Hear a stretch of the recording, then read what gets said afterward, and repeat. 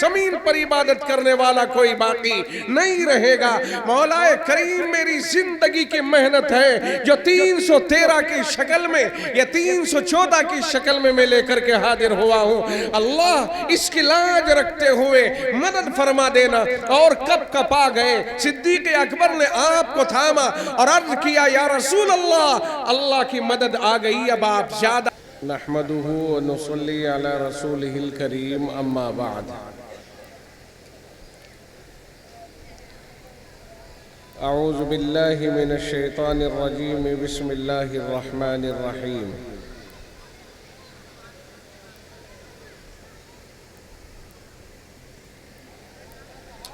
اقرأ باسم ربک الذی خلق، خلق الانسان من علق، اقرأ وربك الأكرم الذي علم بالقلم علم الإنسان ما لم يعلم، صدق الله مولانا العظيم۔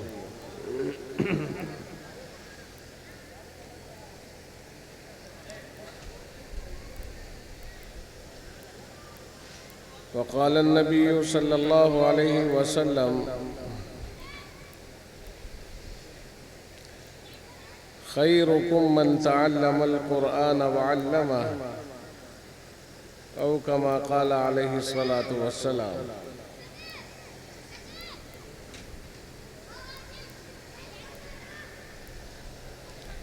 عزیزان ملت، نوجوان ساتھیوں، پیارے دوستوں اور دینی بھائیوں،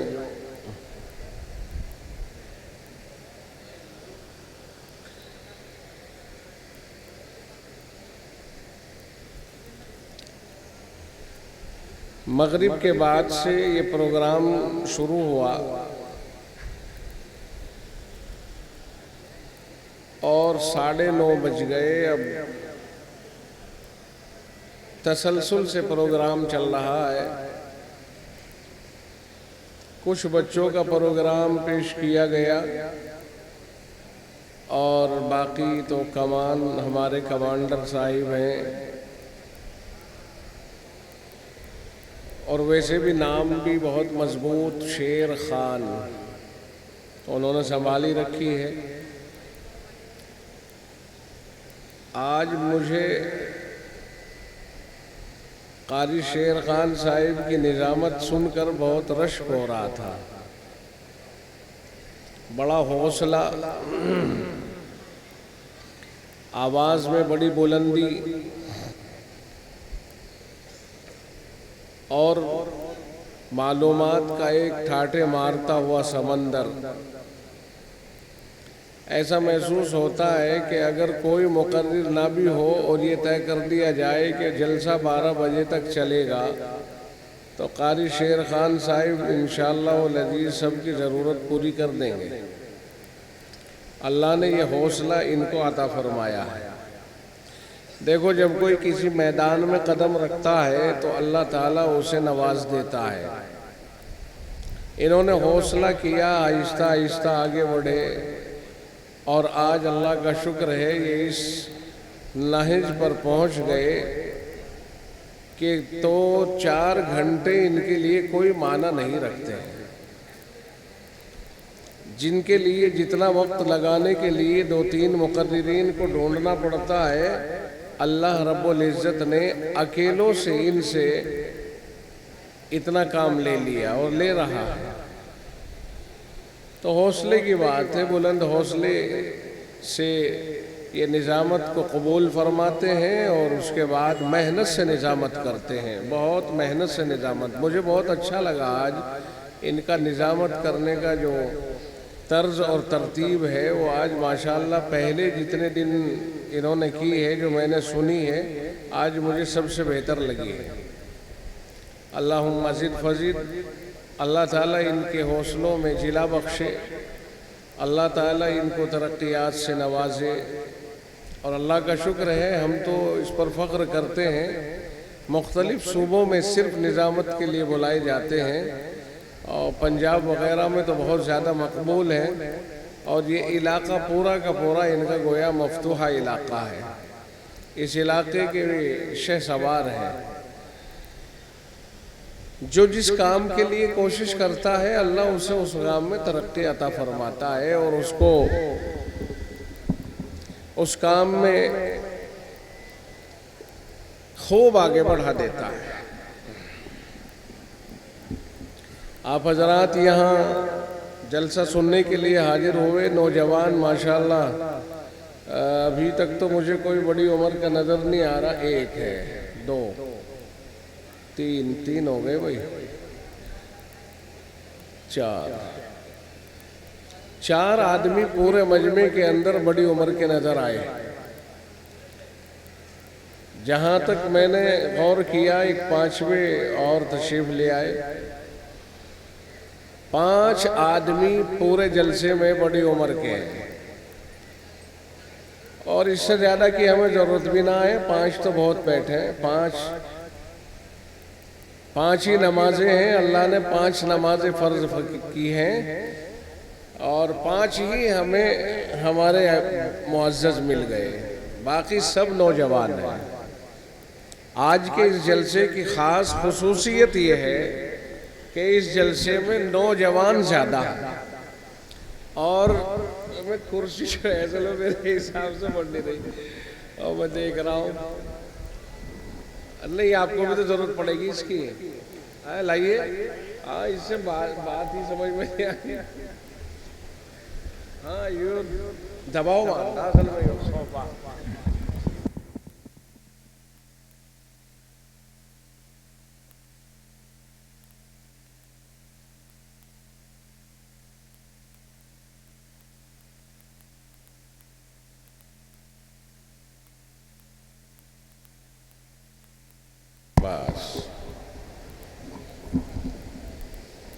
اصل میں صوفہ جو ہے نا صوفہ،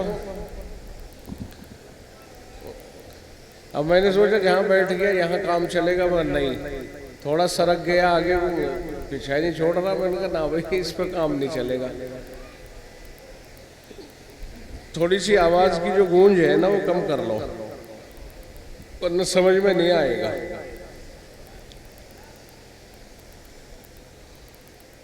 دیکھ لو کوئی اور ادھر ادھر کھڑا ہو. دعا کا وقت بھی بہت قریب ہو گیا. اب 10:30 بجے جلسہ سمیٹ لے گا. 10:30 بجے جلسہ سمیٹ لیں گے مدرسے والے. اس لیے کہ انہیں کسانوں کا بہت، ابھی ہمارے حضرت فرما رہے تھے کہ بھائی کسان آدمی ہیں بڑودے میں اور کسانوں کا ہمیں خیال بہت ہے. بھیا کسان تو نمٹ لیے. اب ان کے تو بھوس بھی کوٹھے میں بھر گئے اور اناج کوٹھی میں بھر گیا. بھوس چلا گیا کوٹھے میں اور اناج چلا گیا کوٹھی میں اور کوٹھی کا منہ لیپ دیا. اب جوکھو کیا ہے. باقی بڑودے والے نا ادھر دھار بنا رکھی ہے بالکل کہ پتہ نہیں. ہم تو آئے جب دیکھا میں نے کہا بھئی نہر ادھر سے نہر تو نہیں چھوٹ گئی کہیں ادھر کو. مغرب کے بعد کا ٹائم تھا جب گاڑی کی لائٹ لگی تو ایسا محسوس ہوتا میں نے کہا شاید وہ نہر کا زیادہ پانی آ گیا ہو, کبھی وہ ٹوٹ ٹاٹ کے ادھر کو آ گیا ہو. بڑا زبردست حساب بنا رکھا, سرحدوں کے اوپر باندھ رکھے ہیں پانی کے. باقی چاروں طرف ڈیریاں ہیں اور آج کل ڈیریوں والے پتہ نہیں کوئی بیٹھا تو نہیں یہاں پہ کہ پائپ لگایا اور بہا دیا, وہ کہاں جا رہا کہاں نہیں جا رہا کچھ پتہ نہیں ہے. رستے بند ہوں جام ہوں کچھ بھی ہو اس سے کوئی مطلب نہیں, ہماری ڈیری چلنی چاہیے. حالانکہ راستوں میں تکلیف دینے والی چیز کو ہٹانا یہ ایمان کا حصہ ہے. جناب رسول اکرم صلی اللہ علیہ وسلم نے ارشاد فرمایا, الایمان بضع و سبعون شعبۃ, فرمایا ایمان کے 70 سے کچھ زیادہ شعبے ہیں. فافضلها قول لا الہ الا اللہ, اور ان میں سب سے افضل ترین شعبہ لا الہ الا اللہ کا کہنا ہے. وَأَدْنَاهَا إِمَاطَةُ الْأَذَى عَنِ الطَّرِيقِ, اور سب سے گھٹیا اور سب سے کم تر شعبہ راستے سے تکلیف دینے والی چیزوں کو ہٹانا ہے۔ وَالْحَيَاءُ شُعْبَةٌ مِّنَ الْإِيمَانِ، اور حیا ایمان کا اہم ترین شعبہ ہے۔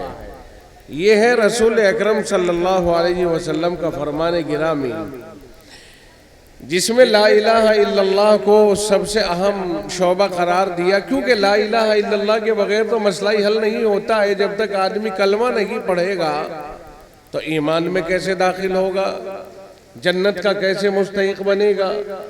اور اس کے بعد سب سے نیچے والا شعبہ گنوایا کہ سب سے چھوٹا، سب سے کمتر شعبہ اگر ایمان کا دیکھنا ہے تو وہ ہے راستے سے تکلیف دینے والی چیزوں کو صاف کرنا اور ہٹانا۔ جو چیزیں راستے میں تکلیف کا سبب بن جائے انہیں ہٹانا، یہ ایمان کا ایک شعبہ ہے، مگر سب سے چھوٹا شعبہ ہے۔ اور یہاں راستوں میں بہت سارے گاؤں والے لوگ ہیں، آج میں بڑودے کی بات نہیں کر رہا ہوں، بہت سارے گاؤں والوں کی بات ہے یہ۔ آج کل گاؤں والے بھی بہت دور چلے گئے، بگڑ گئے۔ پہلے گاؤں والوں میں یہ چیز نہیں ہوتی تھی، لیکن اب گاؤں والوں کے اندر ڈٹیل پن بہت زیادہ آتا جا رہا ہے، اڑیل پن بہت زیادہ آتا جا رہا ہے۔ پہلے شہروں میں ہوتا تھا کہ منہ دیکھا پتہ نہیں کون ہے، لیکن اب تو گاؤں میں بھی یہ صورتحال بنتی جا رہی ہے۔ جب سے گاؤں میں بھی پیسہ آیا ہے، جب سے مزاجوں کے اندر اونچ نیچ پیدا ہو گئی، آج کل شہروں کا مقابلہ کر رہے ہیں گاؤں۔ جس کے ڈیری ہے بڑے پیسے والا ہے، دودھ جو ہے آج کل بڑی مہنگا ہو رہا، 80 روپے کلو، تو مجھے لگتا ہے ہاتھ نہیں آئے گا۔ اصلی دودھ اگر ڈھونڈو گے 80 روپے کلو ہاتھ نہیں آئے گا۔ ابھی کچھ دن پہلے راستہ بنا تھا آپ کے گاؤں کا،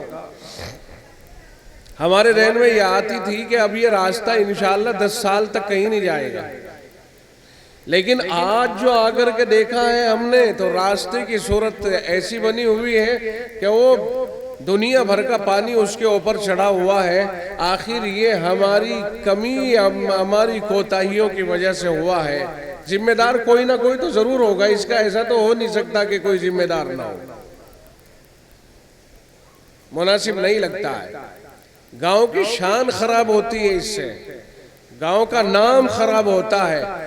یہ گزرنے والے جو گزرتے ہیں، کوئی کہیں سے جاتا، کوئی کہیں کو جا رہا ہے، جب وہ یہ صورتحال دیکھے گا کہ بڑودہ چودھریوں کا گاؤں ہے، ذمہ دار قسم کا گاؤں ہے، بڑا اچھا گاؤں ہے، مضبوط گاؤں ہے، اور مسلمانوں کی مستقل میں سمجھتا ہوں 95% آبادی کا گاؤں ہے، 100% تو نہیں ہو سکتا، شاید 1-8% ہو سکتا ہے کوئی، لیکن اتنا بڑا، اور وہ مسلمانوں کا، وہ مسلمان کون؟ مسلمان جسے اللہ نے بنایا ہی دوسروں کے فائدے کے لیے ہے، جسے اللہ نے بنایا ہی دوسروں کو فائدہ پہنچانے کے لیے ہے، جس کا ابتدائی نعرہ ہی ہے السلام علیکم، تمہارے اوپر سلامتی ہو، سلامتی تم پر سلامتی ہو، اللہ کی رحمتیں اور اللہ کی برکتیں ہو، جسے اللہ نے بنایا ہی ایسا ہے۔ کیا کبھی اس مسلمان کی طرف سے یہ سوچا جا سکتا ہے کہ وہ دوسروں کی تکلیف اور اذیت کا سبب بن جائے گا؟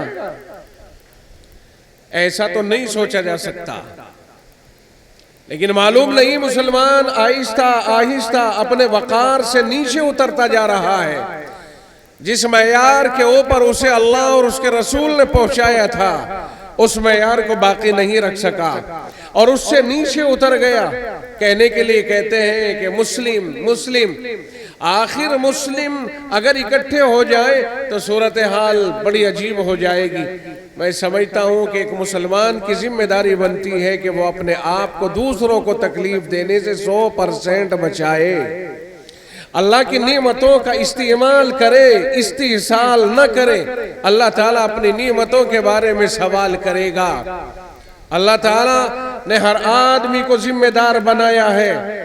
کلکم راعٍ، جناب رسول اکرم صلی اللہ علیہ وسلم نے ارشاد فرمایا، تم میں سے ہر آدمی ذمہ دار ہے، تم میں سے ہر آدمی ذمہ دار ہے، اور اس سے اس کی ذمہ داری کے بارے میں سوال کیا جائے گا، پوچھا جائے گا کہ تم نے اپنی ذمہ داری کو کہاں تک ادا کیا ہے۔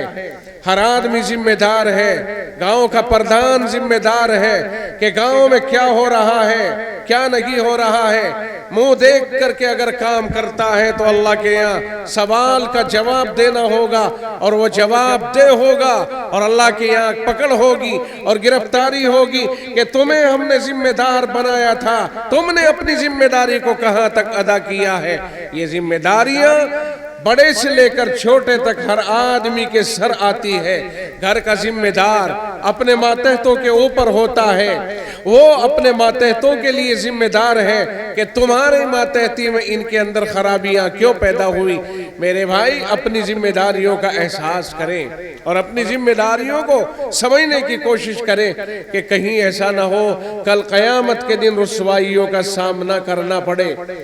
اس دین کے لیے اللہ کے نبی صلی اللہ علیہ وسلم نے بہت تکلیفیں اٹھائی ہیں، اور بڑی تکلیفیں اٹھا کر کے اللہ نے جناب رسول اکرم صلی اللہ علیہ وسلم کو یہ دین عطا جو فرمایا تھا، اللہ کے نبی علیہ السلام نے بڑی تکلیفیں اٹھا کر کے یہ دین ہم تک پہنچایا ہے۔ یہ اتنی آسانی سے نہیں پہنچا ہے، اس کے لیے تو جناب رسول اکرم صلی اللہ علیہ وسلم نے کہ دنیا میں امن آ جائے، دنیا میں سلامتی آ جائے، دنیا کے اندر پیار آ جائے، دنیا میں محبت آ جائے، دنیا میں ایک دوسرے کا وقار کرنا آ جائے، ایک دوسرے کا لحاظ آ جائے، اس کام کے لیے، اس کام کو فروغ دینے کے لیے جناب رسول اکرم صلی اللہ علیہ وسلم نے بہت تکلیفیں اٹھائی ہیں، بڑی تکلیفیں جھیلی ہیں۔ مکے والوں نے آپ کو ستایا، کیا غلطی کی تھی آپ نے کہ آپ کو ستایا جا رہا ہے، آپ پر غلاظت ڈالی جا رہی ہے، آپ کی راہوں میں کانٹے بچھائے جا رہے ہیں، آپ کو مجنوں کہا جا رہا ہے، آپ کو دیوانہ کہا جا رہا ہے، آپ کو دیوانگی کا طعنہ دیا جا رہا ہے۔ کون سی غلطی کی تھی؟ آخر بات صرف یہی تو تھی کہ لوگوں اللہ ایک ہے اور اللہ کا دین یہ ہے کہ کوئی کسی کو نہیں ستائے گا، سب آپس میں پیار سے رہیں گے۔ اللہ کی طرف آؤ، اللہ سے جو بچھڑ گئے ہیں، جو اللہ سے ٹوٹ گئے ہیں، وہ اللہ کی طرف آئے۔ یہ پیغام پیار و محبت کا آپ نے پیش کیا اور لوگوں نے آپ سے دشمنی کرنا شروع کر دی۔ آپ نے کسی کا بگاڑا نہیں تھا، آپ نے چوری نہیں کی، ڈکیتی نہیں ڈالی، آپ نے کوئی مرڈر نہیں کیا، معاذ اللہ ثم معاذ اللہ۔ آپ نے تو ایمان اور پیار و محبت، اتفاق اور اتحاد، ایک دوسرے کے حقوق کو بیان کیا ہے، اور یہی چیزیں تھی کہ جو ظالموں کو ناگوار گزری۔ جب جناب رسول اکرم صلی اللہ علیہ وسلم نے کھڑے ہو کر کے صفا پہاڑی کے اوپر یوں فرمایا تھا، قولوا لا الہ الا اللہ، اے لوگو لا الہ الا اللہ پڑھ لو، کامیابی تمہارے قدم چومے گی۔ تو اس پر ابو لہب کھڑا ہوتا ہے جو رسول اللہ صلی اللہ علیہ وسلم کا چچا ہے، اور وہ یہ کہتا ہے، تبا لک یا محمد لہذا جمعتنا۔ معاذ اللہ، جناب رسول اکرم صلی اللہ علیہ وسلم کے اوپر اس نے گالی سے شروعات کی اور یوں کہا، تباہ اور برباد ہو جائے تو کیا اس کام کے لیے تو نے ہمیں یہاں جمع کیا ہے؟ اس پر اللہ کے نبی علیہ السلام خاموش ہو گئے۔ آپ نے لا الہ کے پیغام دیا تھا، مگر رب ذوالجلال نے قرآن کریم نازل فرما دیا، جبرائیل کو بھیجا، کہہ دو تبت یدا ابی لہب وتب ما اغنا عنہ مالہ وما کسب۔ یہ سورت کریمہ نازل فرمائی، تبت یدا ابی لہب وتب، یہ سورت نازل کی۔ اللہ کے نبی علیہ السلام نے جب یہ سورت اتری اور یہ پیش کی تو جو مضمون اس سورت میں ہے، ابو لہب کے اوپر بددعا کا، ابو لہب نے جو بددعا دی تھی اس کا جواب ہے کہ ابو لہب برباد ہو گیا، ابو لہب برباد ہو گیا، اور وہ یقیناً برباد ہو گیا۔ اب تبت یدا ابی لہب وتب ما اغنا عنہ مالہ وما کسب، اس کا مال اور اس کی دولت اور جو اس نے کمایا ہے اس کے کوئی کام نہیں آیا، نہ آیا ہے نہ آئے گا۔ یہ سورت جب نازل ہوئی، ابو لہب کے اس وقت میں دو بیٹوں کے نکاح میں، نکاح تو نہیں تھا، دو بیٹوں سے جناب رسول اکرم صلی اللہ علیہ وسلم کی بیٹیوں کی بات طے ہو رہی تھی۔ اس پر اس نے کہا کہ جاؤ، مجھے اس نے بددعا دی ہے، اور جا کر کے اس کی بیٹیوں کا رشتہ ختم کر کے آؤ۔ چنانچہ رشتہ ختم کر دیا۔ بیٹے آئے دونوں رسول اکرم صلی اللہ علیہ وسلم کے پاس آئے۔ آنے کے بعد ایک بیٹے نے تو سیدھا سادہ ہی کہا کہ میں تمہارا رشتہ ختم کرتا ہوں، اور دوسرے نے باقاعدہ رسول اکرم صلی اللہ علیہ وسلم کے اوپر تھوکا اور گستاخی کی، اور اس پر اللہ کے نبی علیہ السلام کو تکلیف ہوئی جب اس نے گستاخی کی اور تھوکا، تو اس پر اللہ کے رسول کو تکلیف ہوئی۔ اللہ کے رسول نے ہاتھ اٹھائے، فرمایا اے اللہ، ایک جنگلی کتا اپنے کتوں میں سے مسلط فرما دے۔ یہ سنا، واپس لوٹ آیا۔ ابو لہب نے پوچھا، باپ تھا، باپ نے پوچھا بیٹے کر کے آگئے رشتہ ختم؟ کہنے لگے ہاں جی۔ کیا ہوا؟ کچھ کہا اس نے؟ تو ایک بیٹے نے اپنی بات دہرائی کہ میں نے تو تھوکا اور میں نے اس طرح سے رشتہ ختم کر دیا۔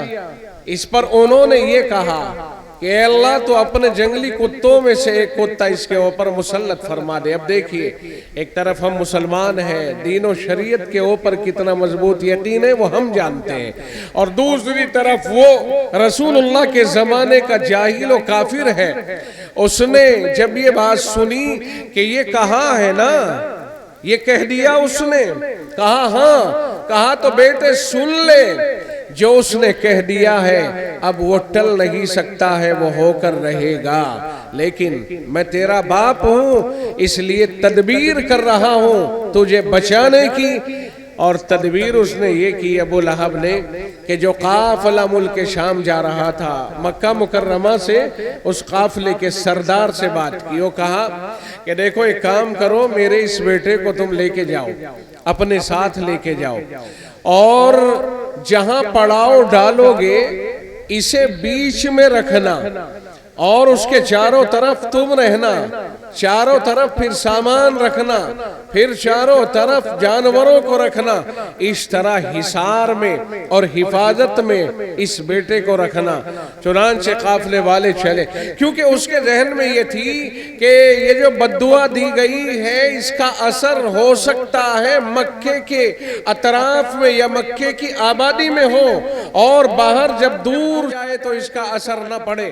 تو یہ تو اس نے اپنی ذہنی تدبیر کی تھی کہ تاکہ تیرا بیٹا بچ جائے، ورنہ یقین تو ہو چلا تھا کہ بیٹے عام آدمی کی بددعا نہیں ہے، یہ بددعا محمد نے دی ہے، اس کی بددعا تو قبول ہو کر رہے گی۔ یہ ان لوگوں کا یقین بھی تھا اللہ کے نبی صلی اللہ علیہ وسلم کے اوپر۔ تو قافلے والوں نے جب پڑاؤ ڈالا ایک منزل چلنے کے بعد، تدبیر وہی کی جس تدبیر سے انہوں نے کہا تھا۔ چنانچہ کتابوں میں لکھا ہے کہ اللہ تعالیٰ نے جنگل کے شیر کے دل میں یہ بات ڈالی کہ یہاں گستاخ رسول آیا ہوا ہے۔ ہم نے کئی جگہ اپنے بیانوں میں یہ بات کہی کہ اللہ تعالیٰ سب کو دنیا میں نظر انداز کر دیتا ہے، مرضی ہے اس کی پکڑے یا چھوڑے، لیکن گستاخ رسول کو مرنے سے پہلے اللہ تعالیٰ عذاب میں مبتلا فرماتا ہے جب تک وہ توبہ نہ کرے۔ اگر اس نے توبہ کر لی تو فبیہا ونعمت، ورنہ تو پھر اللہ تعالیٰ اسے گرفتار کرتا ہے اور دنیا ہی میں گستاخ رسول کو انجام تک پہنچاتا ہے، تاکہ دنیا والوں کو معلوم ہو جائے کہ گستاخ رسول معافی کے قابل نہیں ہے۔ جناب رسول اکرم صلی اللہ علیہ وسلم کے ساتھ گستاخی کرنے والا یہاں آ گیا ہے۔ شیر کے دل میں اللہ نے یہ مضمون ڈال دیا۔ چنانچہ شیر آتا ہے رات کے وقت میں جب سو جاتے ہیں سب لوگ، وہ آتا ہے اور ایک ایک کا منہ سونگھتے ہوئے آگے بڑھتا ہے، یہاں تک کہ چھلانگ لگا کر کے اندر پہنچ جاتا ہے اور وہیں سے اسے پکڑ کر کے جنگلوں میں لے جاتا ہے۔ یہ گستاخ رسول کو اللہ رب العزت نے پہلا گستاخ رسول تھا جسے اللہ تعالیٰ نے اس کی گستاخی کے اوپر سزا دی ہے۔ لیکن مجھے یہ کہنا تھا کہ باپ کو یقین کس قدر تھا۔ باپ نے کہا کہ اب بچ نہیں پائے گا، اور یہی یقین کی دولت ہے جو صحابہ کرام کو آگے بڑھا کے لے گئی، اور اتنا آگے بڑھا کے لے گئی، اتنا آگے بڑھا کے لے گئی کہ ایک موقع پر صحابہ کرام کا ایک لشکر جنگل میں گیا۔ افریقہ کا علاقہ ہے، مشہور واقعہ ہے۔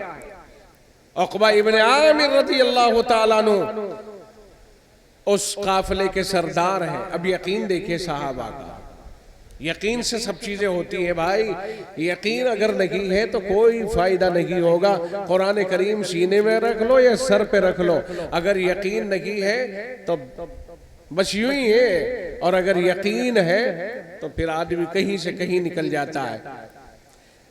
جناب رسول اکرم صلی اللہ علیہ وسلم کے صحابہ ہیں، افریقہ کے جنگلوں میں پہنچ گئے۔ وہاں ایک قوم کو کہتے ہیں قوم بربر، چنانچہ وہاں پہنچے۔ بدماش لوگوں کی ٹیم ہے، بدماش لوگوں کی قوم ہے، بغاوت پر اتر آتے ہیں۔ طے یہ ہوا کہ ہمیں یہاں پر چھاونی بنانی ہے، ہمیں یہاں پولیس چوکی بنانی ہے۔ چنانچہ وہاں جنگل میں پہنچے، لوگوں نے کہا میاں کہاں جا رہے ہو؟ زبردست جانوروں کا جنگل ہے، شیر ہے، باغ ہے، اژدہے ہیں، بڑے بڑے جانور ہیں، خونخوار جانوروں کا علاقہ ہے، کہاں جا رہے ہو؟ انہوں نے کہا ہمیں اس سے کیا لینا دینا، خونخوار ہے کہ غیر خونخوار ہے، اللہ کی مخلوق ہے، ہم اللہ کے دین کو لے کر، اللہ کے پیغام کو لے کر کے اس علاقے میں آئے ہیں، اور ہمیں وہاں دین کے تحفظ کے لیے ایک چوکی کی ضرورت ہے، ایک چھوٹی سی چھاونی کی ضرورت ہے، اور ہم وہاں جا کر اپنے مقصد کے مطابق وہاں چھاونی بنائیں گے۔ لوگوں نے سمجھا پاگلوں کا ٹولہ ہے، ضد کر رہے ہیں، چلو دیکھتے ہیں۔ پیچھے پیچھے چل دیے تماشا دیکھنے کے لیے، دور سے کہ جائیں گے تو انہیں جانور لپٹ جائیں گے۔ چنانچہ جنگل کے کنارے پر کھڑے ہو کر درسگاہ نبوت کے طالب علم نے آواز لگائی، اور اس یقین کے ساتھ آواز لگائی کہ جو بات میں کہہ رہا ہوں وہ مانی جائے گی، اس لیے کہ بھروسہ ان کا اللہ کے اوپر تھا۔ اب مسلمانوں، آج ضروری ہے اپنے ایمان کو مضبوط کرنا، اپنے یقینوں کو مضبوط کرنا۔ یقینوں میں زلزلہ لانے والے حالات پیش آ رہے ہیں، ہماری ذمہ داری بنتی ہے کہ یقین کی دولت کو اپنے سینوں کے اندر بٹھائیں۔ یقین توڑنے والی بات کرتے ہیں لوگ، ارے میاں آج کل تو بس یہ ہے، ارے میاں ہمارا کیا ہے، آج کل تو بس یہ، ہمارا کیا نہیں، جب تک ہم ہیں تبھی تک سب ہیں، ہم نہیں ہیں تو کوئی بھی نہیں ہے۔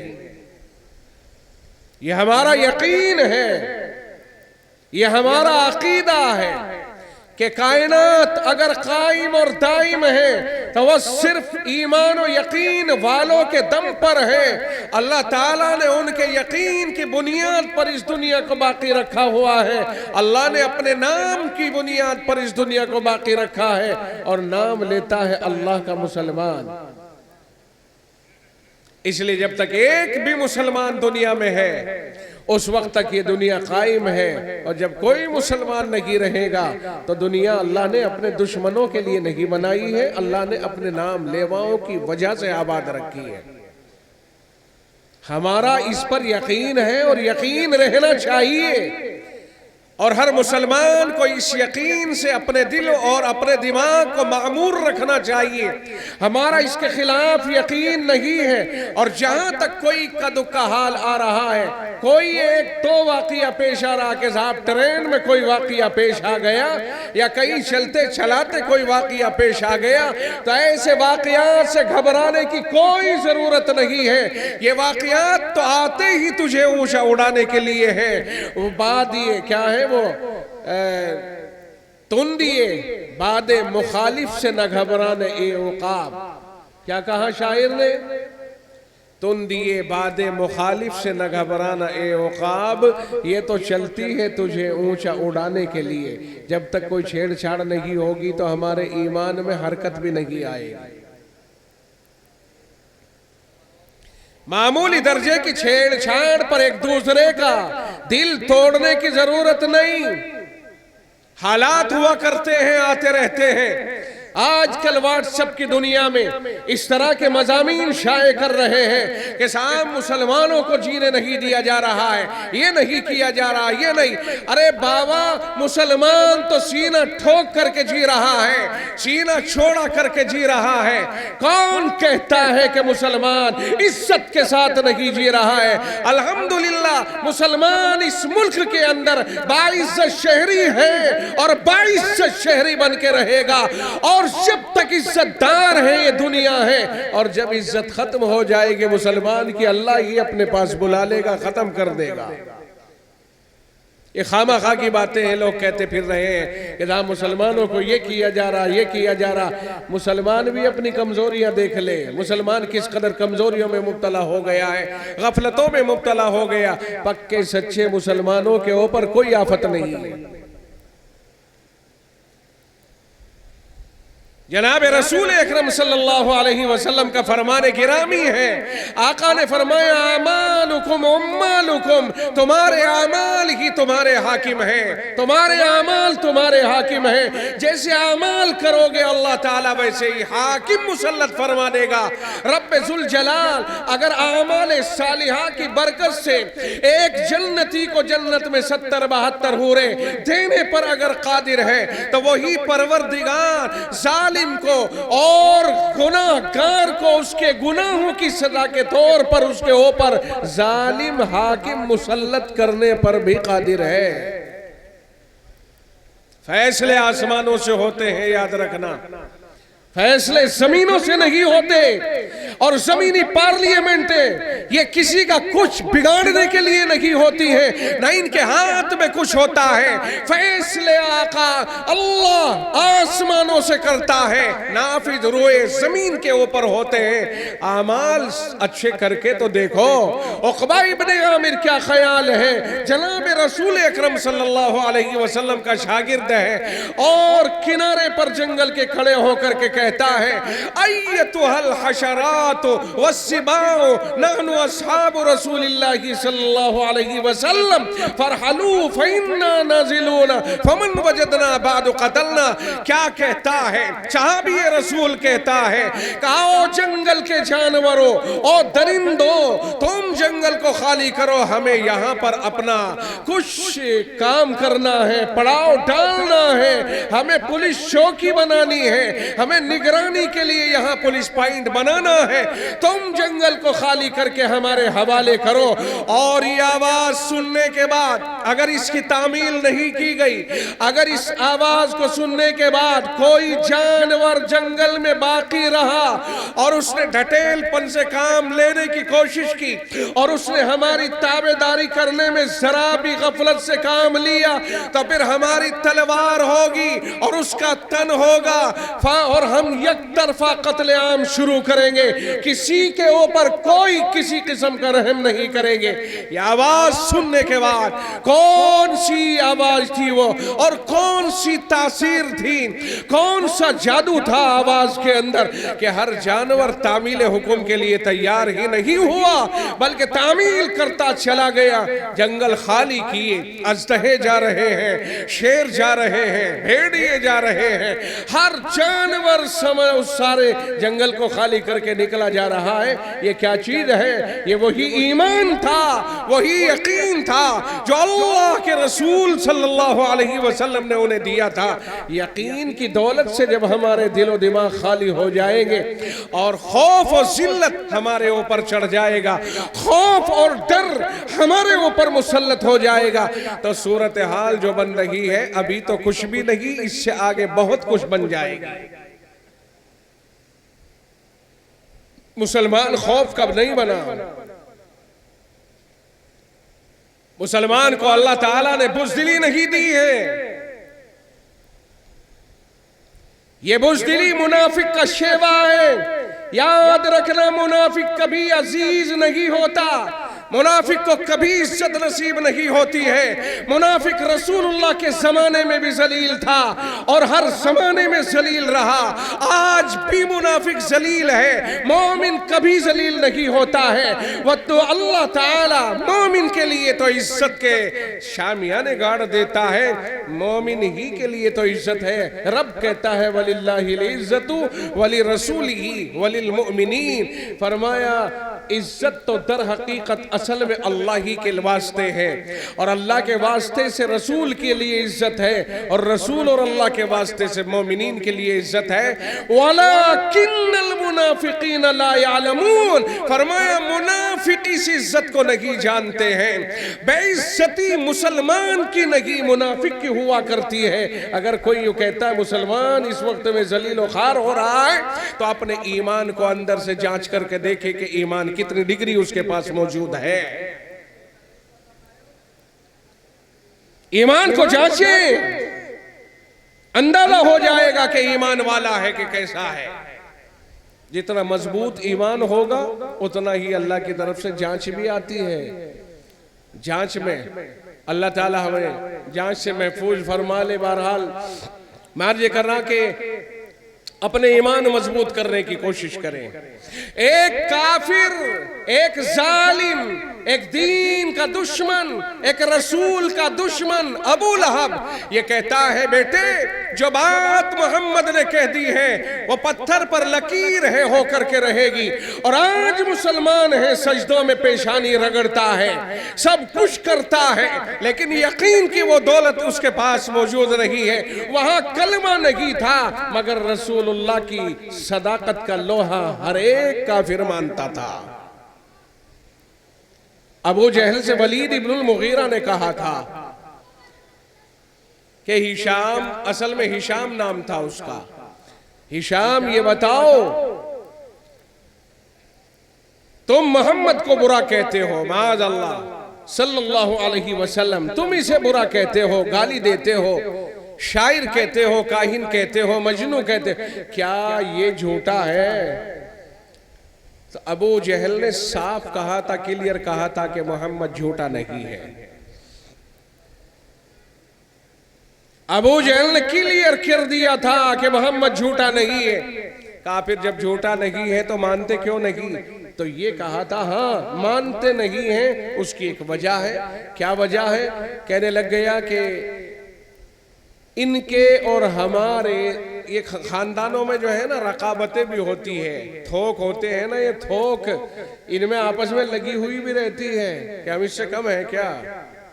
ابھی دیکھ لیجئے پردھانی میں جتنے لوگ اٹھے ہوئے ہوتے ہیں نا ان کا حال دیکھیں کیا ہوتا. اگر اس نے رسگلے کھلائے ہیں تو اگلا کچھ اور کھلائے گا، اس نے کچھ اور کھلائے تو اس سے اگلا کچھ اور کھلائے گا. راستہ نہیں صاف کرانے کا کوئی سا بھی. اللہ کرے ایسے پردھانوں کو توفیق دے کہ پھر رستہ ہم سب سے زیادہ صاف رکھیں گے، ووٹ ہمیں دو. ابو جہل نے کہا کہ اصل میں ان کا تھوک اور ہمارا جو تھوک ہے خاندان ہے، دونوں میں آپس میں لگی ہوئی ہے. جو کام یہ کرتے ہیں وہ ہم بھی کرتے ہیں، لیکن ایک کام ایسا کیا ہے انہوں نے جو ہم سے نہیں ہوا. وہ کیا ہے بھائی؟ کہ انہوں نے محمد کو نبی بنا دیا ہے. ہمارے خاندان میں کوئی اتنا مضبوط آدمی نہیں ہے کہ جو نبوت کا دعویٰ اس کے مقابلے پہ کر سکے. سمجھ رہے ہو جی کیا کہا اس نے؟ انہوں نے نبی پیش کر دیا، ہمارے پاس کوئی اتنا دھینگ نہیں، اتنا طاقتور، اتنا صلاحیت مند نہیں ہے جو اس طرح کا دعویٰ کر سکے اور ٹک جائے. لہذا جب ہمارے پاس اس کا توڑ نہیں ہے تو ہم اپوزیشن میں ضرور بیٹھیں گے، ہم مانیں گے نہیں، ہم انکار کرتے رہیں گے. اس کا بات سمجھ میں آ گئی؟ इसी लिए जनाब रसूल अकरम सल्लल्लाहु अलैहि वसल्लम को अल्लाह ने तसल्ली देते हुए इरशाद फरमाया था, वमा युकद्दिबूनका वलाकिन्नज़्ज़ालिमीन बिआयातिल्लाहि यजहदून। मेरे मुस्तफ़ा, ये आपकी तकज़ीब नहीं कर रहे हैं, आपको नहीं झुटला रहे हैं, आपको तो सादिक और अमीन कहते हैं, आपके साथ तो इनका खड़ा होने तक का मौका नहीं है। लेकिन ये वलाकिन्नज़्ज़ालिमीन बिआयातिल्लाहि यजहदून, ये जालिम अल्लाह की आयतों का इनकार करते हैं, कुरान का इनकार करते हैं, आपको नहीं झुटलाते। आपको तो सच्चा, आपके ऊपर तो उंगली उठाने की इनमें हिम्मत ही नहीं है, क्योंकि आपका किरदार बड़ा अजीब और गरीब है। बस इन्हें जो जलन है वो अल्लाह के पैगाम से है। अगर आप नबूवत का दावा ना करते तो कितने प्यारे थे।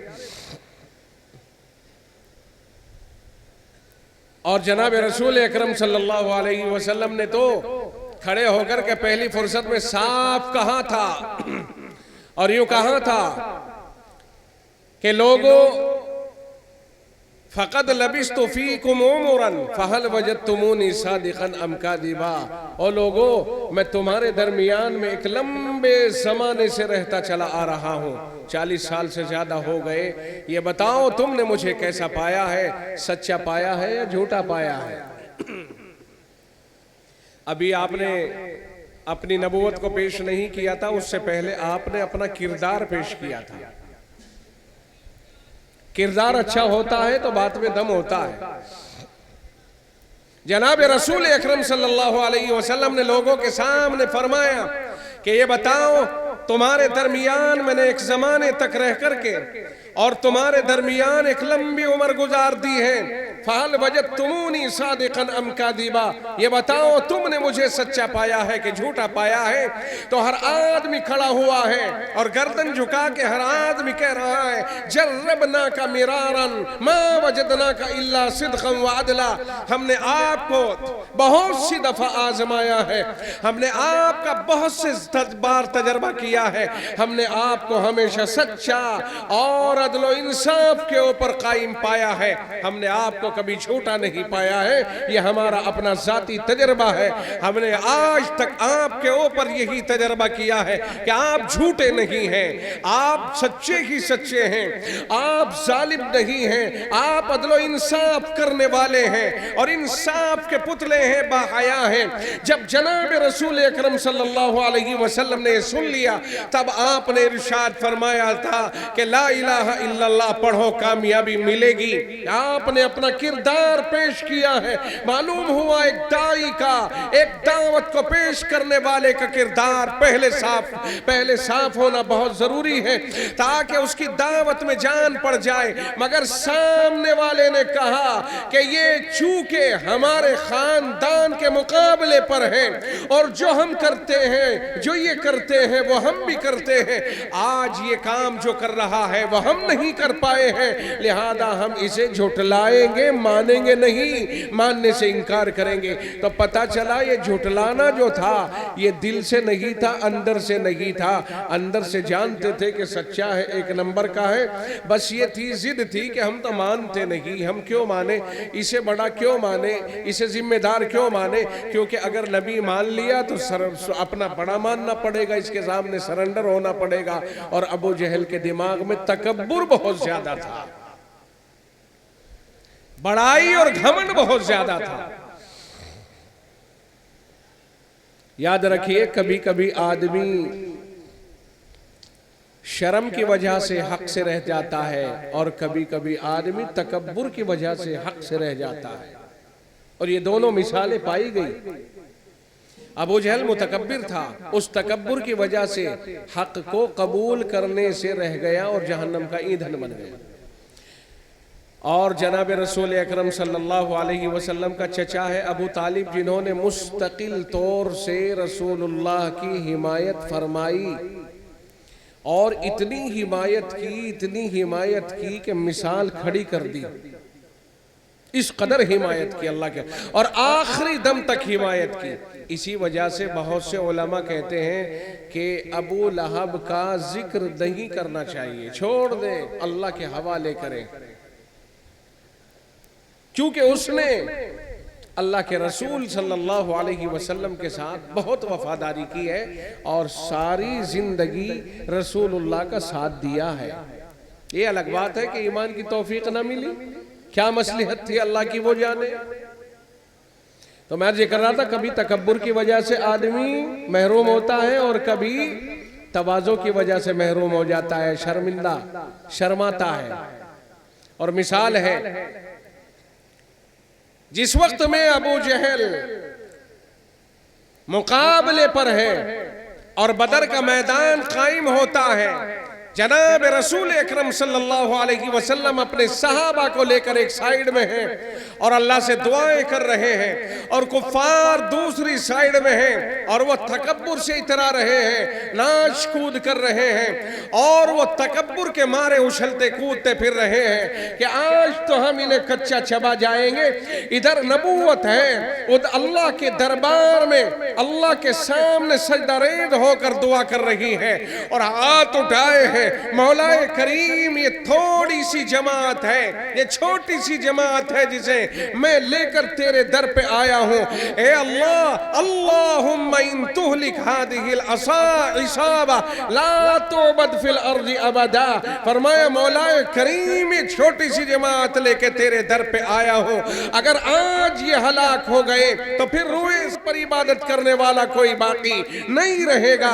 مولا کریم میری زندگی کی محنت ہے جو 313 کی شکل میں یا 314 کی شکل میں لے کر کے حاضر ہوا ہوں. اللہ اس کی لاج رکھتے ہوئے مدد فرما دینا. اور کب آ گئے صدیق اکبر نے آپ کو تھاما اور عرض کیا یا رسول اللہ، اللہ کی مدد آ گئی، اب آپ زیادہ مت روئیے. بہرحال ترتیب دی گئی، لشکر کو مقابلہ ہوا اور ابو جہل کا لشکر ہار گیا، تباہ اور برباد ہو گیا. ایک سائیڈ میں ابو جہل زمین کے اوپر پڑا ہوا ہے، حضرت عبداللہ ابن مسعود رضی اللہ تعالیٰ عنہ وہاں پہنچے ہیں، ابو جہل کے سینے کے اوپر پیر رکھا ہے. ابو جہل کی ذرا سی آنکھ کھلی ہے، کشمکش میں ہے، موت و زندگی کے درمیان میں ہے اور کہتا ہے او اونٹوں کے چرانے والے، تو انہیں بہت اونچی جگہ کے اوپر پیر رکھا ہے، اس پیر کو نیچے اتار، تو اس لائق نہیں ہے کہ یہاں پر پیر رکھ کر کے کھڑا ہو. چنانچہ اس نے کہا کہ ظالم آج بھی تکبر سے اینٹ رہا ہے. پوچھتا ہے ابو جہل کہ کس کی جماعت جیتی ہے؟ کہنے لگے کہ جناب رسول اکرم صلی اللہ علیہ وسلم کی جیت ہوئی ہے. ابو لہب کہتا یقین نہیں آ رہا. فرمایا یقین نہیں آ رہا تو اپنا حشر دیکھ لینا، تو پڑا ہوا ہے نا، بے بس پڑا ہوا ہے تو اپنے سے اندازہ لگا لے. ابو جہل نے کہا کہ تو سن لے، تیرا مقصد یہی تو ہے نا کہ تو مجھے میری گردن اتارے. فرمایا جی ہاں. کہا تو تیری تلوار اس کے مناسب نہیں. دیکھیے تکبر، تیری تلوار اس لائق نہیں ہے کہ وہ میری گردن اتارے، اس لیے کہ میں سردار قوم ہوں. تلوار میری لے اور ذرا گردن لمبی سی کاٹنا تاکہ جب سر رکھے جائیں تو پتا چلے کہ یہ سردار کا سر ہے، یہ سردار کی گردن ہے. تکبر میں پھٹا جا رہا ہے. اور سنیے اس وقت میں یہ پوچھتی کہتا ہے کہ جا کر کے تم محمد سے کہہ دینا کہ جو دشمنی تمہاری کل گزرے ہوئے دن میں تھی اس سے زیادہ دشمنی آج میں اپنے دل میں لے کر کے جا رہا ہوں. جا کر کے یہ کہہ دینا. یہ ہے وہ تکبر جس نے ابو جہل کو اسلام سے روکا ہے، ایمان میں داخل نہیں ہونے دیا ہے. تو کبھی تکبر، گھمنڈ اور بڑائی، عجب اور استکبار یہ انسان کو اسلام سے اور حق پرستی سے اور حق گوئی سے روکتا ہے. اور کبھی کبھی غایت درجے شرم و حیا آدمی کو اسلام سے اور حق سے روک دیتی ہے. یہاں ابو جہل کا حشر آپ نے تکبر کی بنیاد پر دیکھا اور وہاں موت کا وقت ہے، موت کا وقت ہے. جناب رسول اکرم صلی اللہ علیہ وسلم کا وہی چچا ہے پیارا ابو طالب ہے جس نے رسول اللہ کی بچپن بچپن سے پرورش کی ہے اور رسول اللہ کے ساتھ میں وہ ہمدردی کی ہے کہ جو مثالی ہے، مثال قائم کر گئے، اس قدر ہمدردی کی ہے کہ ایک موقع پر جناب رسول اکرم صلی اللہ علیہ وسلم کی شکایت لے کر بہت سارے کفار مکہ ابو طالب کے پاس آئے اور کہنے لگ گئے کہ ابو طالب آپ سردار قوم ہیں، آپ کا بھتیجا مستقل طور سے جو عمل کر رہا ہے اس عمل سے اس کو روکیے ورنہ اب ہم کچھ بھی کر سکتے ہیں۔ جب یہ بات سنی تو رسول اکرم صلی اللہ علیہ وسلم کو بلوایا اور کہا بھتیجے اب میرا بڑھاپے کا ٹائم ہے، اب تم ایسا کرو یہ سرگرمی روکو، یہ تمہارے چچا تائے بڑے چھوٹے اور یہ مکے کے جگر گوشے ہیں یا کباد مکہ ہے، ذمہ داران ہیں اور یہ تمہارے اپنے ہی ہیں، یہ کہہ رہے ہیں ایک مطالبہ لے کے آئے، اسے ایسا کر لو اس دعوت کے کام کو ذرا سا مؤخر کر لو، ذرا سا دھیما کر لو۔ تو جناب رسول اکرم صلی اللہ علیہ وسلم کی آنکھوں میں پانی اتر آیا اور آپ نے ارشاد فرمایا چچا جان اگر آپ ایک ہاتھ پر میرے صورت اور دوسرے ہاتھ پر چاند رکھیں اور پھر مجھ سے کہیں کہ اس دعوت و تبلیغ کے کام سے 1 انچ پیچھے ہٹ جا تو فرمایا کہ میں 1 انچ پیچھے ہٹنے کو تیار نہیں ہوں، اور فرمایا اب میرا خدا ہی مالک ہے۔ چنانچہ رسول اللہ آنکھوں میں پانی بھر لائے اور وہاں سے اٹھ کر کے چل پڑے تو یہی چچا ہے جس نے آپ کا دامن تھام لیا اور یہ فرمایا بھتیجے کہاں جا رہے ہو؟ فرمایا جب تم نے بھی کھڑا جواب دے دیا تو میں جا رہا ہوں، میرا رب میرا مالک ہے۔ کہنے لگے کہ ایسا ہے جاؤ تم اپنی دعوت و تبلیغ کا کام جس طرح کر رہے ہو اسی طرح کرو، اور ان سے کہا جاؤ جی جو تم سے ہوتا ہے کر لینا، میرا بھتیجا تو اپنے مشن کے اوپر جو کا تو برقرار رہے گا اور مرتے دم تک میں اپنے بھتیجے کے ساتھ ہوں، کسی اور کے ساتھ نہیں۔ یہ وہ چچا ہے جس نے ساتھ دیا ہے اور اتنا ساتھ دیا ہے۔ لیکن جب آخری وقت آتا ہے اور جناب رسول اکرم صلی اللہ علیہ وسلم بھی موجود ہیں اور خاندان کے بڑے چھوٹے لوگ وہاں موجود ہیں، آقا نامدار صلی اللہ علیہ وسلم نے محسوس کر لیا کہ اب آپ چچا کا آخری وقت ہے اور ایمان اب تک نہیں لائے، جبکہ میرا اور مسلمانوں کا انتھک ساتھ دیا ہے، 11واں سال ہے نبوت کا آپ کی، ایمان نہیں لائے ہیں چچا اور برابر ڈھال کی طرح سامنے رہے ہیں۔ کفار کی ہمت نہیں ہوتی تھی رسول اللہ کے اوپر کھلم کھلا ہاتھ ڈالنے کی، تو اللہ کے نبی علیہ السلام نے فرمایا چچا جان آپ لا الہ الا اللہ پڑھ لیجئے۔ چچا جان کہتے ہیں اور وہ شرم دلا رہے ہیں جو برابر میں بیٹھے ہوئے ہیں، اچھا بھتیجے کے، اچھا جہنم سے ڈر کے، آگ سے ڈر کے اور ایسا کر کے بھتیجے کی بات پر یقین لا رہے ہو اور اپنے بڑے اپنے باپ داداؤں کے دین سے بیزار اور پھر رہے ہو۔ یہ سن کر کے شرم آئی اور جب اللہ کے نبی نے فرمایا چچا میرے قریب کان کے قریب منہ کر کے کہہ دیجئے تاکہ میں کل قیامت کے دن اللہ کے سامنے اس بات کی گواہی دے سکوں کہ میرا چچا ایمان لے آیا تھا۔ مولا کریم اللہ تو کیسا بے نیاز ہے کہ تجھے کوئی پرواہ نہیں ہے۔ ابو لہب اس نے چچا نے ابو طالب نے مستقل رسول اللہ کا ساتھ دیا ہے، مگر جا رہا ہے جیسے بھی جا رہا ہے اللہ کے نبی علیہ السلام رنجیدہ ہو گئے کہ ایمان نہیں لایا ہے۔ تو چچا جان نے شرم کی وجہ سے کہا کہ بیٹے اگر مجھے یہ خوف نہ ہوتا کہ عورتیں بھی مجھے تانے دیں گی اور یوں کہیں گی کہ ابو طالب سردار قوم ہو کر اور اپنے باپ داداؤں کے ایمان سے ہٹ رہا ہے اور بھتیجے کے دین پر چلا گیا ہے، کہ بھتیجے اگر مجھے یہ ڈر نہ ہوتا، یہ شرم نہ ہوتی کہ عورتیں بھی مرنے کے بعد کیا کہیں گی، تو یقیناً میں لا الہ الا اللہ پڑھ کر تیری آنکھوں کو ٹھنڈا کر دیتا، لیکن کیا کروں مجھے شرم آ رہی ہے۔ اور کہتا ہے میں اپنے باپ داداؤں کے عبد المطلب کے ایمان پر مر رہا ہوں، اور یہ کہہ کر کے حالت بگڑ گئی اور روح پرواز کر گئی۔ یہ ایمان سے محرومی اور حق سے محرومی کس بنیاد پر ہوئی؟ شرم کی وجہ سے، عار کی وجہ سے۔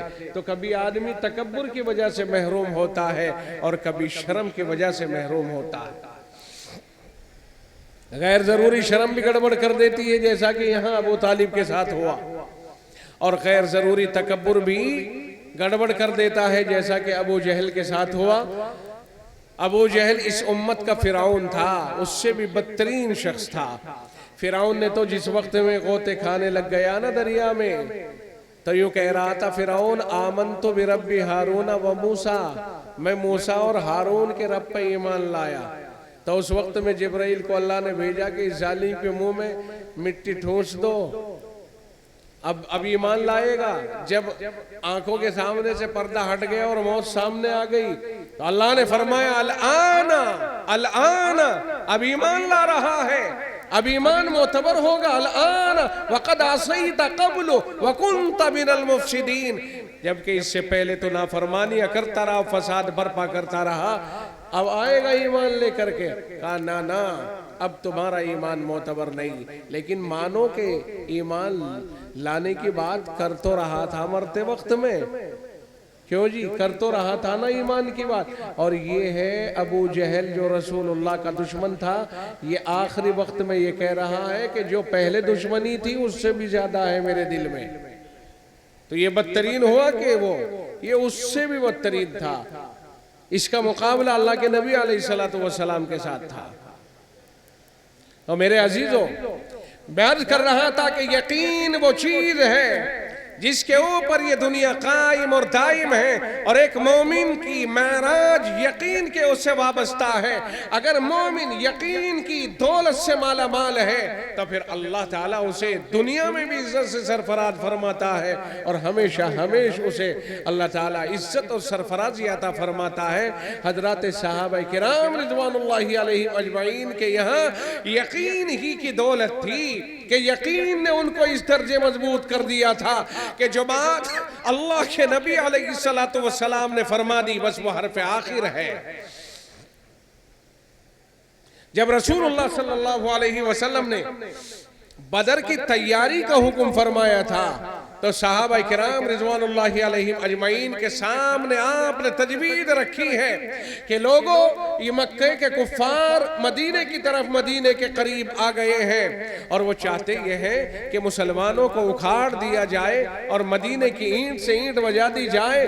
تمہاری کیا رائے ہے؟ تم کیا کرو گے؟ یہ بات اللہ کے نبی علیہ السلام فرما رہے ہیں۔ لیکن صحابہ کرام بیٹھے ہوئے، ایک صحابی اٹھتے ہیں اور کھڑے ہو کر کے مقداد ابن اسود رضی اللہ تعالیٰ عنہ ایک صحابی ہے، وہ کھڑے ہو کر کے کہتے ہیں یا رسول اللہ، اگر آپ ہمارا مال لے لیں، وہ مال ہمارے لیے زیادہ پیارا ہے اس مال سے جو مال آپ ہمارے لیے چھوڑ دیں۔ اگر آپ ہماری جانوں کا سودا کریں، وہ جان ہمارے لیے زیادہ عزیز ہے ان سے جو چھوڑ دیں۔ آپ اگر ہمیں برق الغمات تک گھوڑے دوڑانے کا حکم دیں تو ہم وہیں تک دوڑتے ہوئے چلے جائیں، جہاں آپ کا پسینہ گرے گا وہاں ہم اپنا خون بہانا اپنے لیے فخر سمجھیں گے۔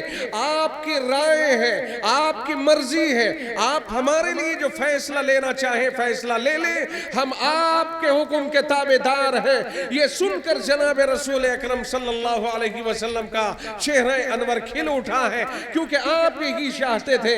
حضرات صحابہ کرام نے اپنے آپ کو پیش کر دیا۔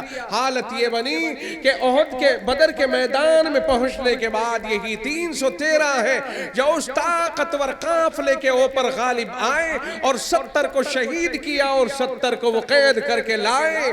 یہ صحابہ کرام اپنے یقین کی بنیاد پر اور رسول اللہ کے اور اللہ کے اوپر بھروسہ کرنے کے بعد ساری دنیا کے اوپر چھا گئے۔ اللہ تعالیٰ نے ان کا مشن بہت مضبوط کیا اور آگے بڑھایا۔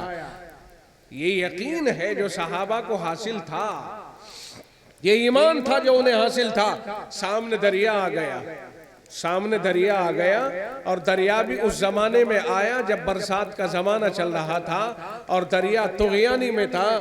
دریا جو تھا وہ موجیں مار رہا تھا، اور عرب کی یہ قوم ہے کہ یہ پانی سے زیادہ وابستگی نہیں رکھتی، اور گھوڑا وہ جانور ہے جو پانی کا جانور نہیں۔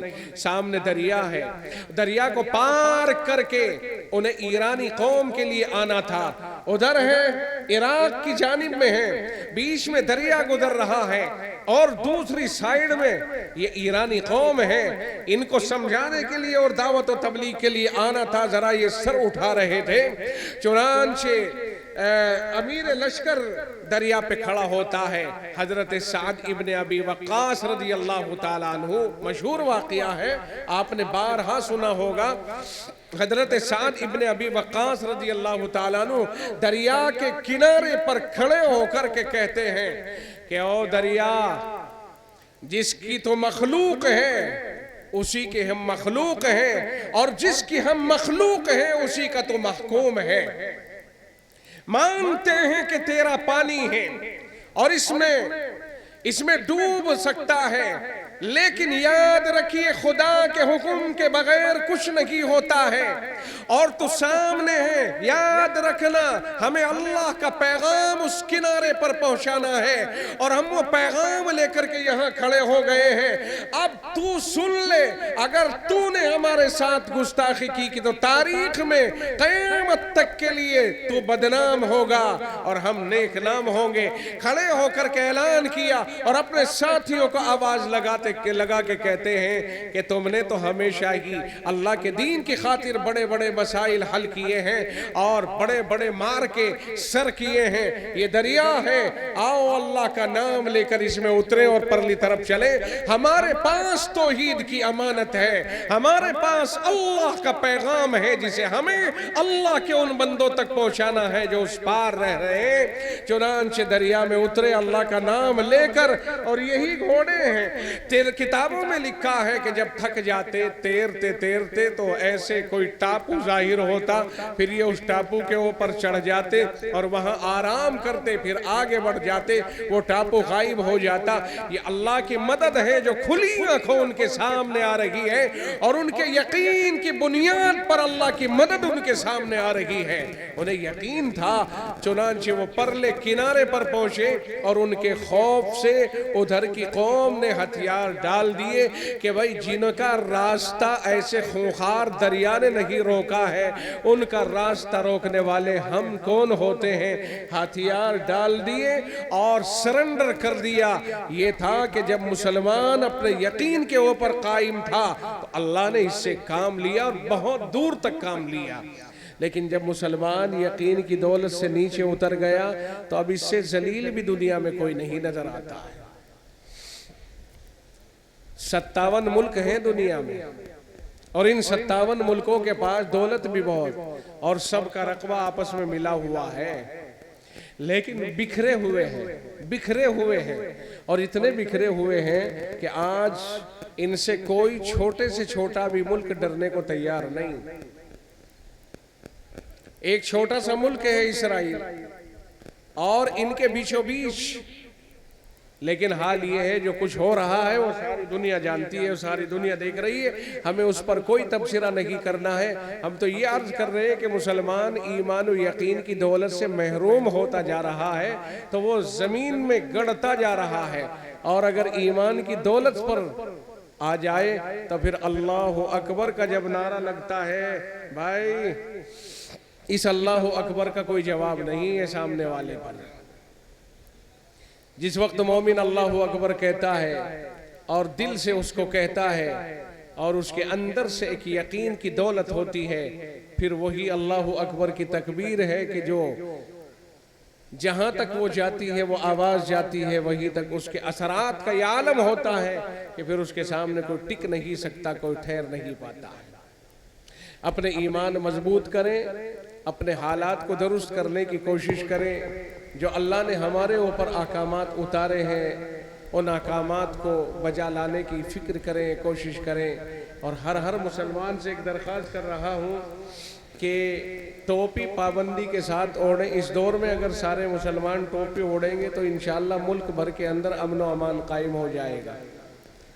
ٹوپی میں بہت تاثیر ہے، اس ٹوپی میں اللہ کی بہت بڑی مدد چھپی ہوئی ہے۔ اگر ملک میں امن و امان قائم کرنا ہے تو ہم گن اور بندوق اور AK-47 کی بات نہیں کر رہے، ہم یہ کہتے ہیں کہ ٹوپیوں کے پابند ہو جاؤ، اچھی سی ٹوپی سارے مسلمان، وہ چھوٹا سا بچہ ہے 6-7 سال کا یہاں سے لے کے اور بوڑھے تک ہر آدمی ٹوپی اوڑھنے لگے، انشاءاللہ العزیز ملک بھر کے اندر امن و امان قائم ہو جائے گا۔ آپ سمجھ رہے ہو نہیں اس کا مطلب کیا ہوگا؟ اتنا ہی بہت ہے، بس سب ٹوپی پر آ جائیں، اللہ تعالیٰ امن و امان قائم فرما دے گا۔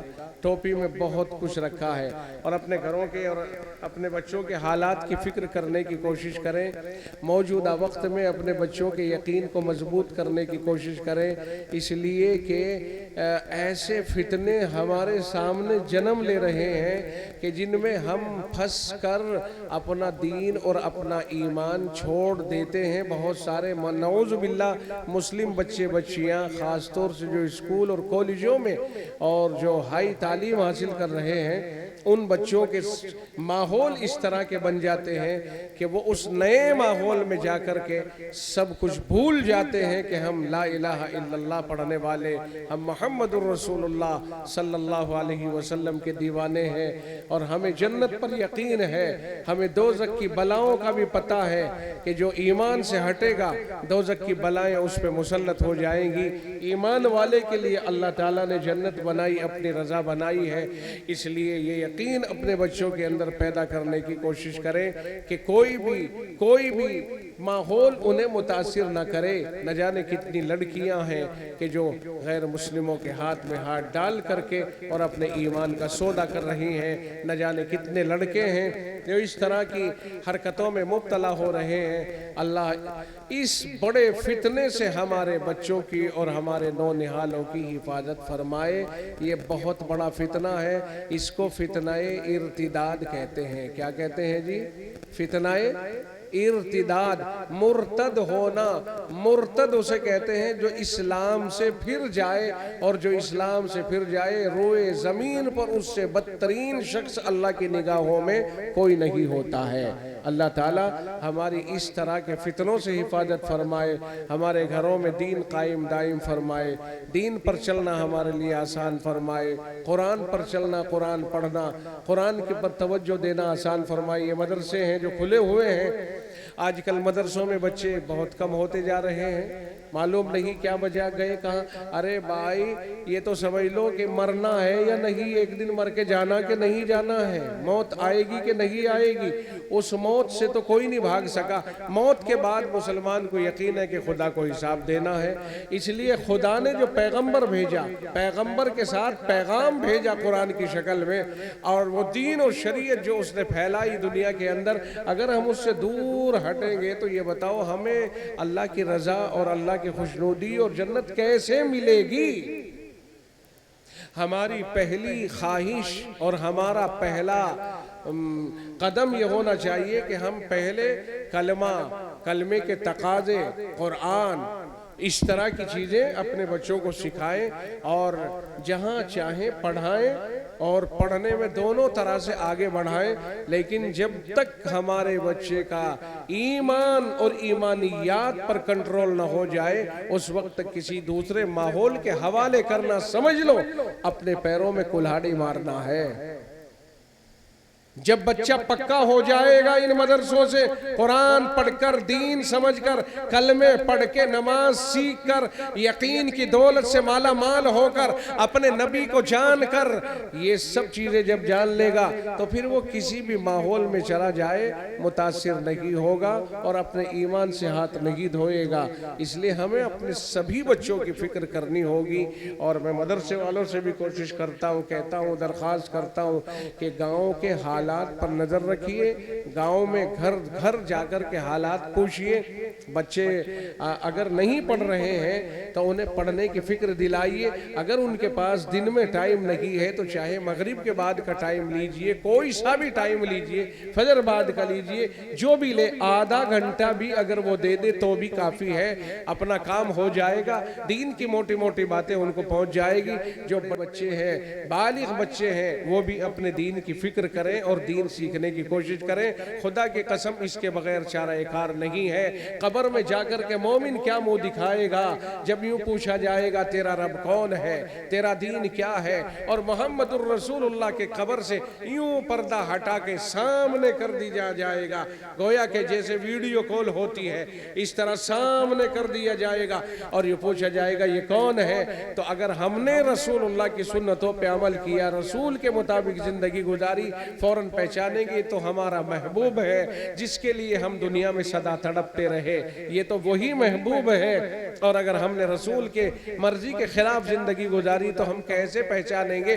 جب ہم نے رسول کے پیغام کو نہیں پہچانا تو رسول کو کیسے پہچانیں گے؟ کہیں ایسا نہ ہو کہ وہاں جا کر کے ہم محروم ہو جائیں اور وہاں ہماری قبر کو تنگ کر دیا جائے, جہنم کی آگ کا دہانہ کھول دیا جائے, آگ کا بستر بچھا دیا جائے اور ہم مستقل لعنت کے گڑھے میں جا پڑے. اس لیے میں عرض کرتا ہوں اپنے بھائیوں سے, اپنے احباب سے کہ وہ ان مدارس کی طرف توجہ دے اور اپنے بچوں کی اور اپنی ذات کی. ارے بانا کے بڑے بڑے ہیں, بڑے ہو گئے تو کیا ہو گیا؟ کیا اللہ کا دین صحابہ نے بڑی عمر میں نہیں سیکھا؟ ارے بھائی 60 سال 70 سال کے صحابہ جو ایمان لائے اور اسی وقت دین سیکھ رہے ہیں, کیا وہ بڑی عمر کے نہیں تھے؟ یہ کوئی عذر نہیں ہے کہ میں بڑا ہو گیا جی اب میں کیسے سیکھ سکتا ہوں, میری زبان نہیں ٹوٹتی. یہ بہانہ ہے. اگر دانت منہ میں نہ رہے تو لقمے چبانا تو نہیں بھولا. لقمے تو اب بھی چبا رہے, 4 روٹی پھاڑ رہا ہے, ابھی بھی روٹی کھانی نہیں چھوڑی ہے. پیٹ میں اتنی خوراک بڑی تکڑی ہے کہ بھئی یار بڑے میاں کھاتا بہت ہے, بڑی میاں خوراک نہیں تھکی اب تک. خوراک تو تھکی نہیں تو تیری زبان کیوں تھک گئی؟ لا الہ الا اللہ پہ کیوں تھک گئی؟ یہ تبلیغ کی راہ سے, مدرسوں کی راہ سے غنیمت ہے کہ ابھی ہمارے سامنے ایسے حالات ہیں. کہیں ایسا نہ ہو کہ کل چل کر کے ہمارے سامنے سے حالات اٹھ جائیں. اللہ سے دعا کرتے رہیں اللہ تعالی ہمیں راہ راست پر قائم رکھے. اللہ ہماری ایمان کی, دین کی اور ہمارے حالات کی حفاظت فرمائے. وآخر دعوانا ان الحمدللہ رب العالمین.